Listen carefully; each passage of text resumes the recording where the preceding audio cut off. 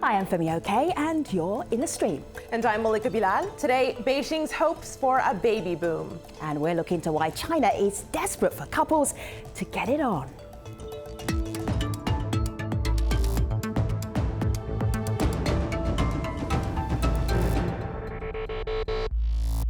There are roughly 1.4 billion people living in China, and nearly 220 million of them are over the age of 60. So Beijing is trying to encourage a baby boom to deal with the shrinking workforce. But for an entire generation, one child has been the benchmark family planning policy. And it seems 3 decades of living under that strict political policy has heavily influenced personal choice. Now, since the government began easing restrictions in 2013, far fewer families have applied to have another baby than what officials say is needed to keep China going. So, is this too little, too late? Joining us for this discussion right here in our studio, we have Mei Fong. She's the author of One Child, the story of China's most radical experiment. Via Skype from Chongqing in China, Luming Zheng. She's an English teacher and second child. In Beijing, Chindoa Xu. He's a father and current affairs commentator for China Radio International. And in Zhangzhou, China, Yiga Dong, an only child and PhD candidate in gender studies. Welcome to the stream, everyone. Let me show you something here on my laptop. Cadres take the lead in responding to the party's calls for a second child. Young comrades should lead by example. Older comrades should educate and urge on their children. Doing it starts with me. Whoa, Chindoa, when you heard about this, how did that impact you? I know you've got one child. Are you thinking, okay, going for the second child to help my nation grow?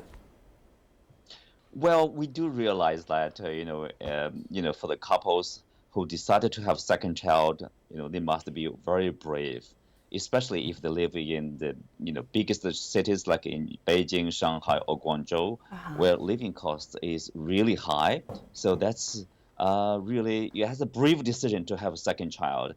You just read a paragraph from basically the notice, official notice in Yichang city in southern China. Yeah. I guess it's one of the cities, like in northeastern part of China too. Yeah. They do experience slow growth of a population. They do see the challenge or the upcoming challenge for the city.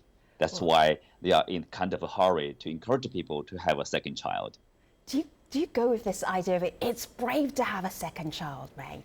I think it's absurd that the government has gone and spent 30 plus years telling people not to have a second child and expect to reverse that suddenly and say, go have a second child. Human beings don't work that way. You spent 30 plus years in propaganda telling people the one child family is the best, the ideal, the way forward. You can't just turn on a dime like that. Human fertility doesn't work that way. Women don't work that way. And yet there are some people online who are really excited about this, pretty happy about it. This is a tweet we got from Davis, who says, this is really good. Families can now easily decide whether they're capable of taking care of more than one or have a male and a female. On the other hand, though, we looked at some comments on Weibo, the Twitter version in China. This is one person who says, who doesn't want a second child? One child is too lonely. But having a kid is easy, raising one is not. High prices, high housing prices, it's scary even just thinking about it. Luming, I know that you are a second child. What was that like for you? Oh, well, actually, it was like you spent your childhood telling yourself that you were put in a hard time for a family. Because when I was born, my dad was put on a fee about like 1,720 yuan. I know it sounds kind of like little for the society right now, but it means a lot. So actually, ever since I was young, I never asked for toys, never asked for lollipops. And, you just don't ask for things because, you're put in a hard time for a family. And that's pretty much of my feeling. And I spent my childhood thinking or figuring out who is the favorite child in my family, me or my brother, and stuff like that. And it's a lot of competition, and you have to be really great to be recognized by your whole family, because the whole family would think like, we cost so much to raise you. If you can't make something big, what is the reason you're being here? Loie, let me show a picture of your family here. Who are we looking at? So the little tot is, I'm guessing this one. This one is you, okay? Yeah. And then the this is little is that your big brother? that your big brother there? He's actually elder than me. Yeah. All right, so this is an unusual family picture for this time, to have two kids there, certainly in parts of China, to have two children. And you've spent your entire time feeling that you were expensive and you cost too much. Well, I would think that way because, I was born like 27 years ago. During that time, the economy wasn't so good in China. And especially after you just paid so much fee to the government, and then you would think like you're the reason to blame for your family. Wow. But actually now I officially know that it's not entirely for that reason. Yeah. Because, everybody's having a hard time during that time, right? But it was what I was thinking about when I was a child. And there's a fine that the parents have to pay if they go and have a second child, which is why you felt a little bit guilty. Iga, you're an only child. This idea about costing too much, and this is what a lot of Chinese families are wrestling with right now. Costing too much right now, yes, but not in my time. When I was very little, I didn't realize that there's any problem related to having only one child, because everyone around me, every kid around me in my class, was the only one. So you didn't find anything special. But later, when I was in my teenage, suddenly in the 2000s, the society, everyone is talking about the worrisome they have about the single children generation, because we're spoiled and we're selfish and we don't know what means of sharing, those kind of things. Suddenly this society have accumulate Are you very spoiled, Iga? interesting. Iga, are you spoiled? That's a good question. I don't think so. But I think take it from a different perspective. I think as a girl, I did benefit from some of the unintended consequences of this policy, because I don't feel any boy preference, which is something like still very prevalent in many families today in China. So I think it's something like an unintended consequence by being a girl and being the single kid in your family. You don't experience sexism when you're young. It's interesting. It's interesting you mentioned the boy preference. There's a message here on Weibo. She says the two-child policy plus longer maternity leave will have a great impact on female employment.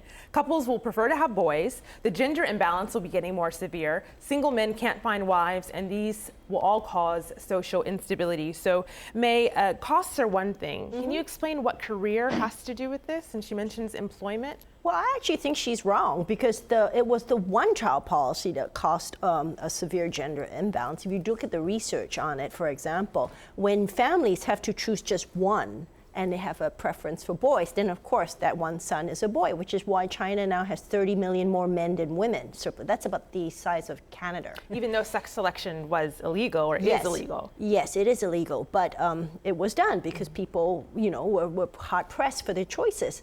Now, the research has shown that in places where they allowed people to have two, then there was less prevalence for boys, because people felt, okay, I have a little bit more space. I'm willing to let my first child be a girl, for example. I'm not going to sex select. And so the two-child policy is better, obviously, for people because it gives them better choice. But, I've always been of the opinion that, the government doesn't belong in the bedroom. The choices that people make as to whether to have one or two are best made on their own, with their own circumstances. Nomi, did you find that there was a difference between how your brother was treated and how you were treated? Did you find that there was a gender difference with you? Well, actually, in my family, it was kind of like unlike most of the families, because when I was born, my dad really wants a daughter. So actually, he treats me equally, but I could feel this kind of like unbalanced treatment from my grandparents, especially my grandfather. He was strongly against the idea of giving birth to me because he was quite satisfied with having a grandson, right? And, in China, usually a child would get some lucky money when you are having a New Year's Day, right? But my grandfather would never give that to me, that he would only give that to my elder brother. But for my parents, it is okay. They just treated us equally. But from the older generation, there's a little bit thing like that. You know, it's kind of funny you mentioned it. And, you know, I was born in Malaysia, so I am, you know, not born in China, but that's, we're third generation ethnically Chinese. So the idea of the old customs were very strong with us. So I am the fifth daughter. 1, 2, 3, 4, 5. My father wanted a son. They kept trying again and again. And so when we would go for family gatherings, and my family has a lot of sons. My father is the 16th son out of 18. 16, 16. So my relatives would look at us all girls, and they would say, "You lucky you're not born in China, because you would be given away, or you would never be born at all." Can I respond a little bit to the sex imbalance thing? Yeah, go ahead. Yeah, because you know, like first of all, here in China, if you look at you know, a lot of people talking about the sex imbalance. You know, to me it sounds a bit you know, over exaggerated. If you look at the situation, especially in the rural area in the country, even under the one-child policy, usually, you know, under the one-child policy, if the couple living in the country, their first child is a female, is a girl, you will be allowed to have a second child. In this situation, and then if their second child is still a girl, usually they don't document the second child. If the third child remains a female child, they don't document the third child until they have a boy as the second child. So, So in this situation, this idea of not documenting a second child if it's a girl, does that mean that child doesn't officially exist? You are right. Actually, you're right. This is causing some problem. But then you have an undocumented population. Undocumented population. This population is not in the official statistics. And then a lot of people look at the situation. You just say, "Oh, huge! You know, millions of Chinese men will not be able to find wives." No, this is wrong. At least in the countryside, usually you have more girls than boys. You know, this is one of the reasons why I think for a long time the authorities did not, change the policy, because the argument was that there were all these millions and millions of hidden people in the countryside that were unaccounted for, that the population fertility rates are not falling as fast as anticipated. But now increasingly we're seeing this evidence, which is why they're telling you have one more child now. It's no longer the one-child policy, it's have one more child, because those missing women, I mean, we're talking about estimates at something like 13 million undocumented. 13 million is not a lot when you weigh that against 13 million men without the 30. That's a population of Canada, okay? So with no wives and with no prospects. No wives. So I don't think it's over. I mean, by some estimates, China has something like as much as 60 million missing women, and those are women who were never born, who were given away, who were killed at birth. And that's simply too huge a number. Now, if we look at other countries, India, for example, India also has sex preference. They also have an issue with more boys being born than girls, but they do not have the one-child policy. Now, in the world, I think there are about 107 boys born on average for 100 girls. That's nature's way of making a few more boys to compensate, because more boys die in infancy, they kill themselves, they have violent behavior. So this is sort of like parity. So in a place like India, where there's more of a sex preference, on average there are about 110 boys born for 100 girls. In China, where there is both a sex preference and a one-child policy, there are on average something like 117 boys born for 110 girls. That's the highest in the world. So you can't say, there are not so many missing women in the countryside that can compensate for all these huge numbers. I just don't think so. That's one of the reasons and one of the biggest criticisms we see online for the previous one-child policy. So this is Michelle. She tweets, that policy helped perpetrate gender discrimination against females. Another person writes in, this is Marie, who says, if they still stay focused on having sons, they're going to die out without females for those sons to marry. So, Lo Ming, I know that you have a nephew. Is your brother's child worried about him finding a mate? I guess it's too early to talk about that, because he's just like 4 or 5 years old, and they've never got this kind of problem thinking in their mind or something. But one thing that I do know is, like, my brother wouldn't want to have the second child. It's not because like he has a son, according to the sex preference. It's not because of that. It's like, we are born in this kind of like 2 children family, and we know the competition, and we know how it costs money, and how you spent your childhood struggling to, make a recognition or things like that. But I think like things are getting so much better right now, especially for ladies and women, because I've met so many strong, independent women in my city. Because you may not know that in China, Chongqing girls or Chongqing women are quite famous for their independence, and because of their making money and making contribution to the society, and a lot of people are, thinking it is okay to have girls. And I think that's why there are a lot of friends around me, though they have one child, especially like they have girls, they wouldn't. They still wouldn't think about like I should have the second one to carry on my family name or something. I think like the sex preference or the gender racism is getting better right now in China, and especially in my city. Let me just show you something You here. can This is have from me as an example, because I have a girl. I have a 10-year-old girl daughter. I prefer to have a girl, and that's my own girl. Yes! It's perfectly fine for Let's me. hear it for the girls. Let me show you something here. This is Robert Ward from The Economist, and he's explaining here the whole idea of China encouraging people to have more children is because the workforce is diminishing and they won't have a big enough workforce. So here on this little graph here, this is the year going up from 2016 to 2050. The light blue is the current birth rate, and then the dark blue is if Chinese families have additional children. The trend is not a big trend. People aren't opting to have second or third or whatever number of children. So is this actually policy, could it work, May? Or are people just not that into having a larger family? Well, China is not alone in having a diminishing population. It's basically a problem that every modern society faces. All of Europe has the same issue. The trends are you live in a city, women have more education, they have jobs, so therefore the family size shrinks. That's normal. But the problem that China has is, in addition to this so-called normal problem, they have had the one-child policy, which has added some special burdens to that.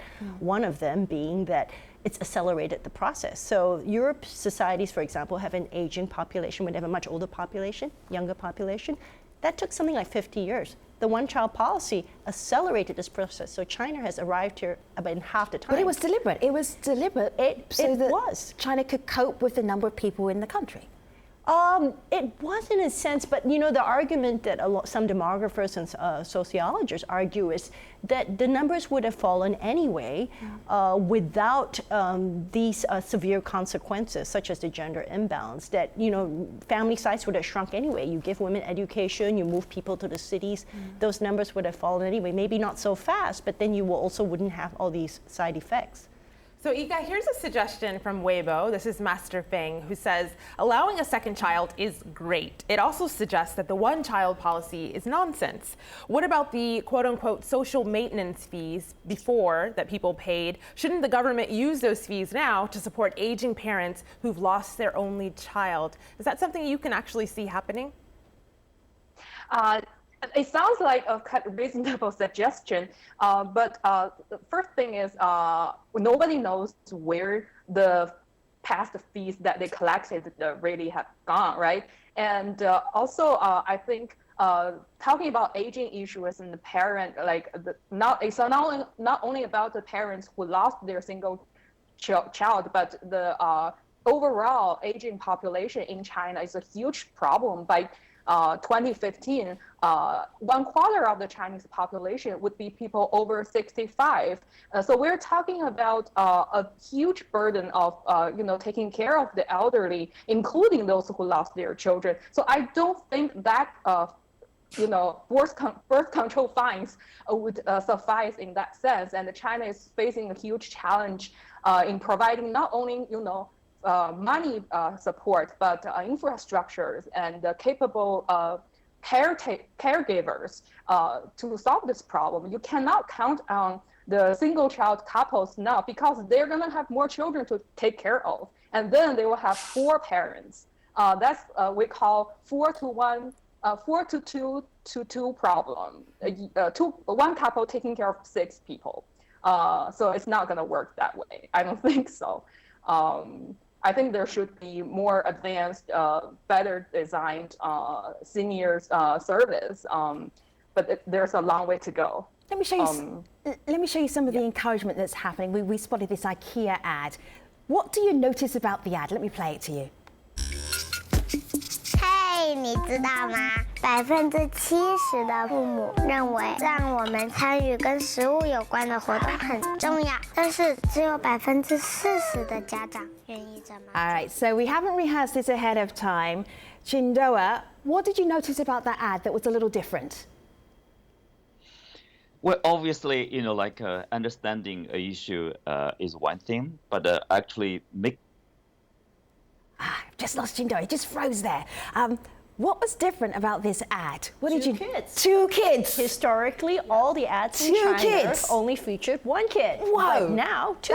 Is that a shock to see that? That 2 is actually kids. quite different. That's Right. very new. Yeah. You never saw this in the Chinese Something area. else. I mean, the pressure's on. This is from Shanghai Eye. Following the implementation of the 2-child policy, sperm banks have announced shortages of sperm. And then here's an encouragement for gentlemen to help the sperm banks recover, which is you get a free iPhone 6 if you donate sperm. Goodness me, anybody feeling pressure? Lomi, feeling pressure? Well, I am quite impressed. Because I don't know why we're in such a urge to get so many babies. And iPhone 6, iPhone 7 is always kind of like a very heavy price that you have promotion. Right. It's like, having a baby is like you're doing a promotion. You need to do that. And this is going to affect us in any single way. But it's just like beyond my imagination. And actually, I was thinking about like the previous question, like where does the money go that we paid? Because I actually paid money, right? My parents paid money, like 1,720 yuan anyway. But I was wondering where my money would go, and if I have 2 children in the future days, would they give my money back?